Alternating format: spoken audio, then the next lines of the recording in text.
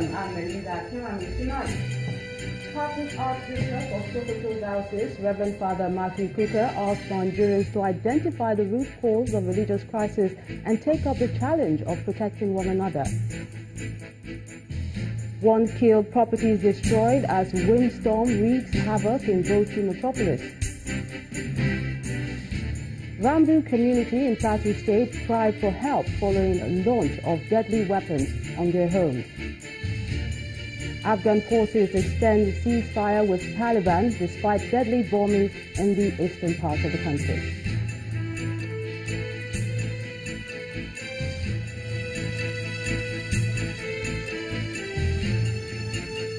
On business news tonight, Bureau de Change operators asked Central Bank of Nigeria to include its members in yuan disbursement to deepen the country's currency swap deal with China.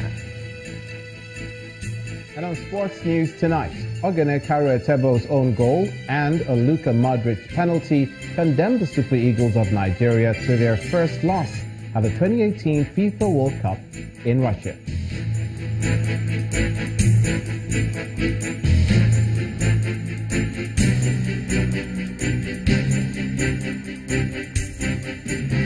We begin tonight with the call on Nigerians, especially the Christian community, to take up the challenge of protecting one another in the wake of attacks by armed bandits. This call was made by the Catholic Archbishop of the Sokoto Diocese, Reverend Father Matthew Kuka, at the annual Catholic Men's Guild Conference in Lagos.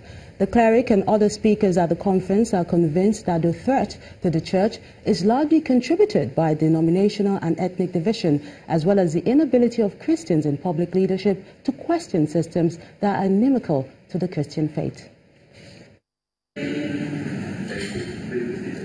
Over 1,000 delegates, including the laity and church leaders in the Catholic Archdiocese of Lagos, gather for the 2018 annual Catholic Men's Guild Conference. A forum to discuss and offer solutions to national issues as they affect the Christian faith. This year's theme, Threat to the Christian Faith, has been chosen considering the security challenges in Nigeria, especially in the north, where insurgents continue to attack worship centers. The president of the Guild gives direction to the discuss. This topic has two sides to it. The first is to identify the threats to the Christian faith in contemporary Nigeria. And the second is to find out what we have done or are doing as Christians to defend our faith from these threats. The Bishop of the Catholic Diocese of Sokoto, the Most Reverend Dr. Matthew Hassan Kuka, is the keynote speaker.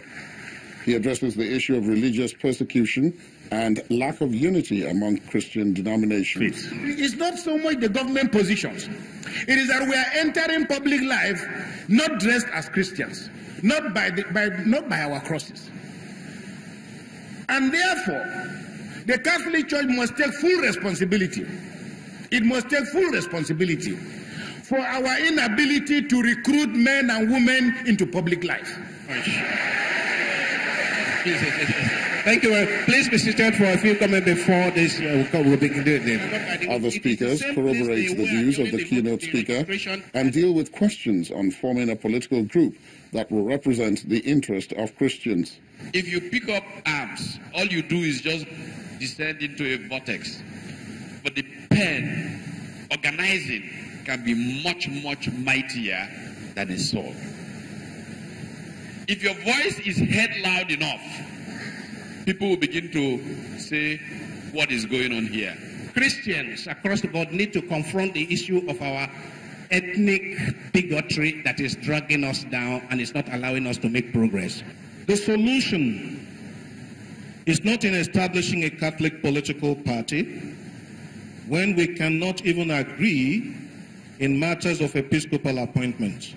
80, 81, 82. The conference coincides with the 82nd birthday anniversary of the Archbishop Emeritus of Lagos, Cardinal Anthony Okoje, whose birthday cake is cut in his honor.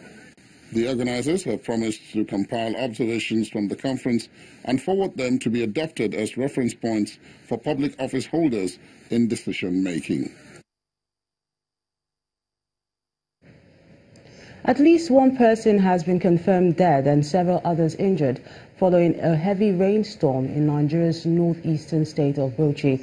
Our correspondent reports that several telecommunication masts, cables and roofs have been pulled down while residents scamper to safety. A drive round the Bauchi metropolis shows the magnitude of damage, with car windscreens smashed, trees uprooted and a pregnant woman injured. The same damage is reported in different parts of the state. This latest natural disaster is coming less than 48 hours after a windstorm wreaked havoc in 11 villages in Alauleri local government area, killing 3 people and destroying properties. And there is a Save Our Soul call from a community in Fan district of Bakinladi local government area of Plateau State, where residents fled their homes for fear of attacks following the firing of dangerous weapons into their community. The residents are seeking urgent intervention and asking authorities to determine the kind of weapon being fired into their community. Rambu village, a community in Fan district of Bakinladi local government area of Plateau State, is known for its agrarian nature, and farming is the main occupation of the residents. Rambu has been experiencing relative peace in spite of attacks on neighboring communities, until recently, when some dangerous weapons suspected to be rocket-propelled grenades were fired into the community. Although the weapons missed their targets, some of the residents who were on their farm when the incident happened have been telling the tale. Others who cannot take the risk of staying back have fled the village for the fear of the unknown. Farming activities have also been at a low level, with residents coming occasionally to look after their farmlands, while the only primary school in the village has been under lock. The teachers are said to have abandoned the school for fear of any attack. People are running as we come out now. What is happening? What is happening? We start running and the bullets are coming. Everybody's begin to fall down so that to escape for the bullets. Leaders of the community say they have raised alarm several times for government authorities to come to their aid so that fleeing residents can return home. A massive attack was launched in Rambu village in Fan district, where heavy weapons, including rocket-propelled grenades, were used. Was shocked, like us. RPGs were used. We express our dismay. We express our disappointment. Disappointment with government, disappointment with security.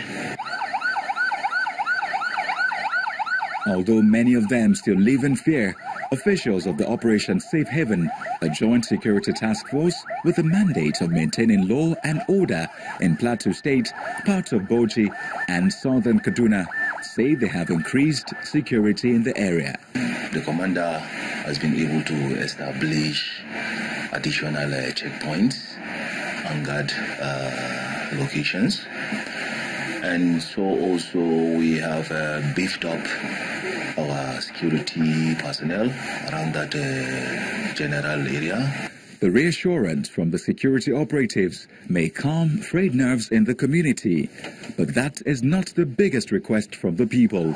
They want concerned authorities to conduct a thorough investigation by tracing the source of the weapon so that other members of the community who have fled their homes can return. From security to legal matters now, one promise by the present administration to Nigerians is that they will fight corruption to the barest minimum. Now, that promise is perhaps being fulfilled in some quarters, judging by the recent gains recorded by the agencies fighting the scourge. The most recent is the sentencing of former governors to prison. This is, to some analysts, a good development, while others have a different view. President Muhammadu Buhari's promise to fight corruption and reduce it to the barest in Nigeria may have come under scrutiny in recent times. That's because some persons in some quarters are alleging that the fight may be targeted at persons perceived to be enemies of the government. But that may not be the case after all. sometime in the lifespan of this government, the President's cabinet became the first to face corruption allegations, with the Secretary to the Government of the Federation, Mr. Babashir Lawal, at the receiving end of allegations of impropriety over a grass-cutting contract in the Northeast. He was later relieved of his duties, even though he claims to be innocent of the allegations.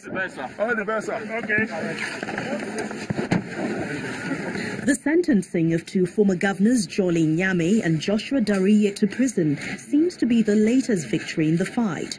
But it also took several years before the Economic and Financial Crimes Commission, EFCC, could bring them to justice.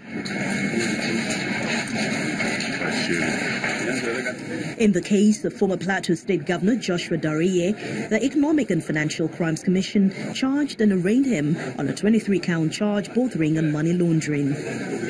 He was accused of diverting 1.126 billion naira from Plateau State Government's Ecological Fund, while former Taraba State Governor Jolly Nyame was found guilty of 24 out of 41 counts of alleged diversion of public funds.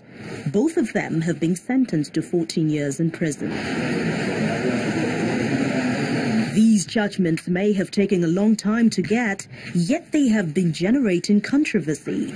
While some say they are a boost to the fight against corruption, others believe they may be a sign of things to expect in the near future.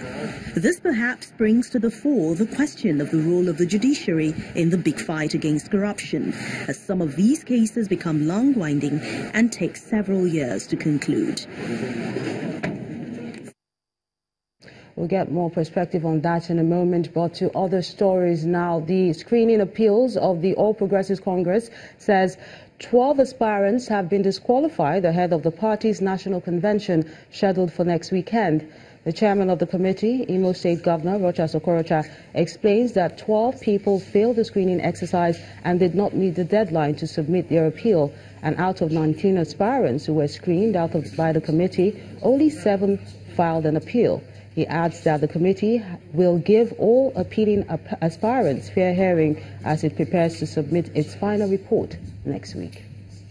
It has the responsibility to entertain petitions first and appeals arising from the screening committee for all officers running for the national offices of our great party, the APC. We've been sitting for a couple of days now, and we have received several petitions, so many of them, and we have made it public to Nigerians that anyone who is being petitioned against, who have documents to support his claim or otherwise, to make it available before 12 o'clock today. And we've started the entertaining petitions and appeals from the screening committee. We have a good number of persons who have come. Right now here, for now, we have 7 of them who have come, 7 aspirants who are here to meet us and discuss